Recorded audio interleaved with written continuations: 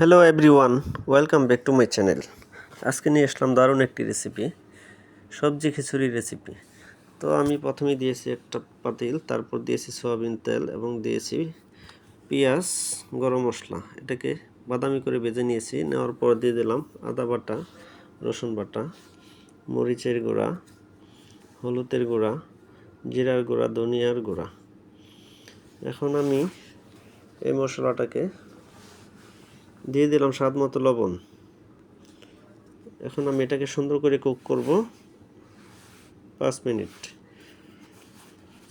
দেখেন, আমি খিচুড়ির জন্য সবগুলো সবজি রেডি করে নিয়েছি, সুন্দর করে ধুয়ে নিয়েছি। এটাকে সুন্দর করে কুক করব এখন সবজিটাকে।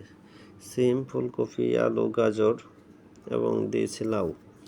সবজিটাকে সুন্দর করে কুক করা শেষ। এ পর্যায়ে দিয়ে দিলাম আমি পরিমাণ মতো পানি। দিয়ে দিলাম কিছু কাঁচামরিচ মাঝখানে কেটে। পানিটা বলক আসা অবধি আমি অপেক্ষা করব। বলক এসে গেছে, আমি এখন চাল ডাল একবারে ছেড়ে দিলাম। আমি কিন্তু মুগ ডালগুলো অবশ্যই কড়া করে ভেজে নিয়েছি, আপনারাও চেষ্টা করবেন ভেজে নেওয়ার জন্য। দেখেন, আমি কিন্তু ঢাকনা দিয়ে দিয়ে কুক করতেছিলাম।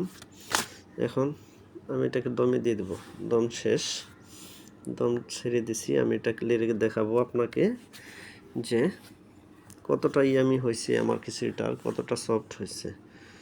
আমি কিন্তু মুগ ডালের সাথে কিছু অল্প পরিমাণ মসুরের ডালও দিয়েছিলাম।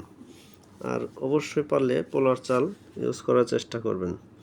আমার ভিডিওটা ভালো লাগলে অবশ্যই ভিডিওটা শেয়ার করে দেবেন। ধন্যবাদ সবাইকে।